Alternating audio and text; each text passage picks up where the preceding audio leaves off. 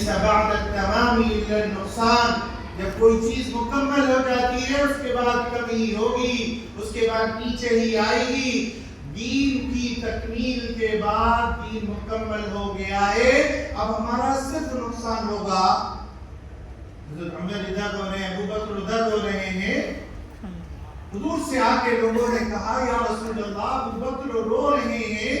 اور یہ بات سب میں مشہور تھی. کان اعلمنا بمراد اللہ ورسولہ صلی اللہ علیہ وسلم. اللہ کی مراد کو، اللہ کے نبی کی مراد کو سب سے زیادہ سمجھنے والا اگر کوئی شخص ہے تو اس کا نام ابو بکر ہے. حضور نے فرمایا وہ تم لوگوں میں سب سے زیادہ سمجھدار ہیں. اس کے بعد آپ صلی اللہ علیہ وسلم نے عرفات میں سب حجاج جانتے ہیں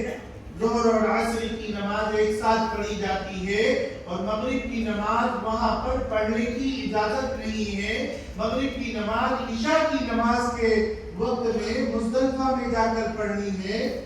اور ظہر کی نماز وہاں 1 بجے ہو جاتی ہے اور عصر کی نماز بھی اس کے فوراً بعد عصر کی نماز ہو جاتی ہے. تو 1 بجے بالکل ظہر سے بھی فارغ، عصر سے بھی فارغ اور عشاء کی نماز ہونا ہے، مغرب کی نماز اب ہونا ہے 10 بجے، 9 بجے، 9:30 بجے مزدلفہ میں جا کر. تو یہ بیچ کا جو 8 گھنٹے کا وقت ہے یہ بالکل خالی ہے، کوئی نماز نہیں ہے اس 8 گھنٹے میں. تو اللہ کے نبی صلی اللہ علیہ وسلم نے اس 8 گھنٹے کے اندر کیا کیا؟ آپ کی قصوہ اٹھنی تھی، اس پر آپ صلی اللہ علیہ وسلم تشریف فرما ہوئے اور تشریف فرما کر الٹے ہاتھ سے یوں لگام پکڑی اور یوں سیدھے ہاتھ کو اللہ کی بارگاہ میں اٹھایا اور یہ ہاتھ ایسے اٹھا اور اتنی دیر تک ایسے ہاتھ اٹھا کر دعا مانگتے رہتے اور یہ ہاتھ ایسے اٹھتا چلا جاتا حتی یرا بیاضو، یہاں تک کہ یہ بغل کی سفیدی نظر آتی اور بہت دیر تک ہاتھ نہیں رہتا. پھر یہ ہاتھ تھک جاتا تو اس ہاتھ سے لگام پکڑ لیتے اور یہ ہاتھ اٹھتا جاتا حتی یرا بیاضو، یہاں تک کہ یہ بغل کی سفیدی نظر آتی. پھر دونوں ہاتھ سے لگام پکڑی اور دونوں ہاتھوں سے دعا مانگنا شروع کی اور دونوں ہاتھ بلند ہوتے گئے یہاں تک کہ خوبصورت جسم احرام کی چادر کی وجہ سے کھل گیا اور سارے لوگ وہ چمکتا ہوا جسم دیکھ رہے ہیں اور اس کی زیارت کر رہے ہیں. پھر آپ صلی اللہ علیہ وسلم اونٹنی سے اتر گئے اور اتر کر خیمے میں گئے. خیمے میں جا کر نماز کی نیت باندھی اور سجدے میں چلے گئے اور اتنا لمبا سجدہ کیا، رو رہے ہیں. آپ کی آنکھوں سے آپ کی داڑھی مبارک تک آنسو داڑھی مبارک پر بھی بس نہیں ہوا. احرام کی چادر، وہ داڑھی مبارک سے احرام کی چادر آنسوؤں کو پی رہی ہے اور پھر اس احرام کی چادر سے بھی آپ کے آنسو ٹپکنا شروع ہو کر زمین میں گرنا شروع ہوئے اور زمین آپ کے آنسوؤں کو پیتی جا رہی ہے. کتنا لمبا سجدہ کیا، 2 گھنٹے 3 گھنٹے، الگ الگ علماء نے وقت لکھا ہے. اتنا لمبا سجدہ کیا اور ام سلمہ رضی اللہ تعالیٰ عنہ کہتی ہے مجھے خیال ہوا کہ کہیں آپ کو ہو کیا ہو گیا، سر کیوں نہیں اٹھا رہے. تو ام سلمہ نے کان لگائے تو آپ صلی اللہ علیہ وسلم کہہ رہے تھے اے اللہ میں آخری نبی ہوں، میرے بعد کوئی نبی نہیں آئے گا. 2 دشمن میری امت کے اندر موجود ہیں، 2 دشمن موجود ہیں. اے اللہ نبی کوئی آئے گا نہیں، 2 دشمن موجود ہیں، یہ دشمنی کرتے رہیں گے اور میری امت کو نقصان پہنچاتے رہیں گے تو میری امت گرے گی، گرتی چلی جائے گی. میری امت کو کوئی سنبھالا دینے والا، کوئی اٹھانے والا نہیں ہوگا. اے اللہ اس سے زیادہ مقدس دن تو مجھے ملے گا نہیں. سب سے زیادہ اگر شیطان کبھی روتا ہے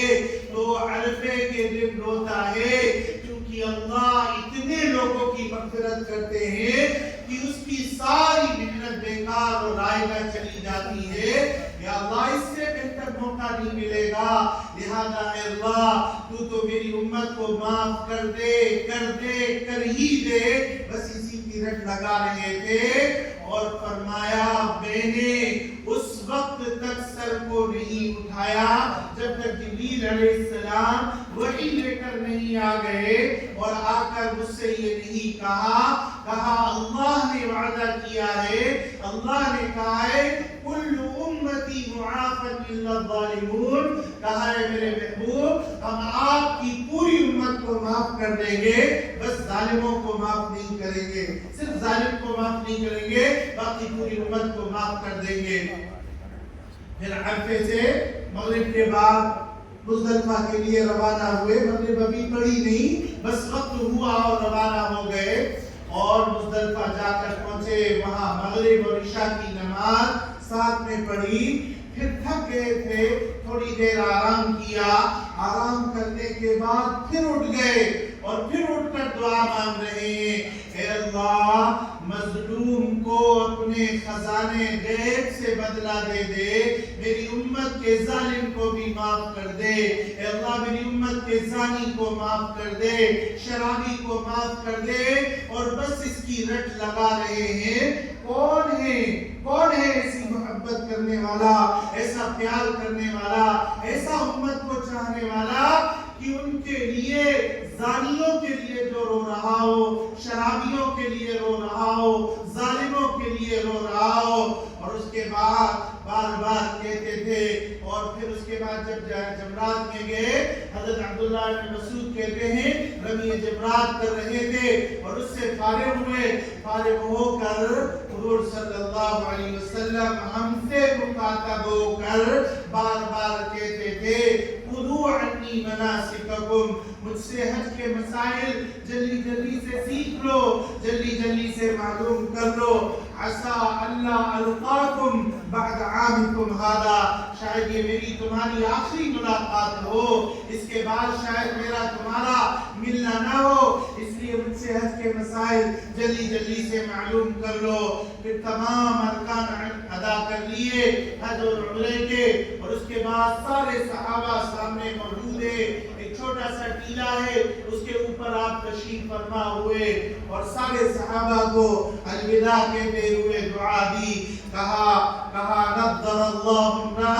سمع مقالتی، کہا اللہ اس شخص کو خوش خرم کر دے، سرسبز کر دے، شاداب کر دے، خوشحال و نہال کر دے، کہا جس شخص نے میری بات کو سنا فوعاها، پھر اس کو سینے سے لگایا، ثم اداها، پھر دوسروں تک اس کو پہنچایا، کہا فرب مبلغ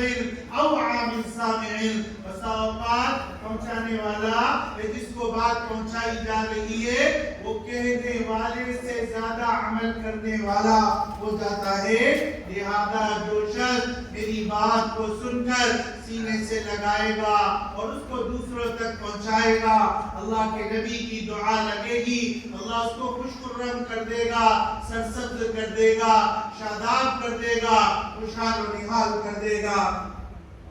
پھر مکے سے مدینے واپس ہوئے، اس دن سے لے کر 83 دن بچے ہیں آپ کے دنیا سے جانے کے لیے، اس کے بعد آپ صلی اللہ علیہ وسلم دنیا سے روانہ ہو جائیں گے۔ آپ مدینے پہنچے، مدینے پہنچ کر جلدی سے کاموں کو فارغ کر رہے ہیں، تم فلاں کام کرو، تم یہاں جاؤ، تم یہ کام انجام دو، تم اس جگہ چلے جاؤ، ایسے جلدی کے کاموں کو فارغ کر رہے ہیں، لیکن بالکل واضح طور پر ابھی اپنے جانے کا اشارہ نہیں دیا تھا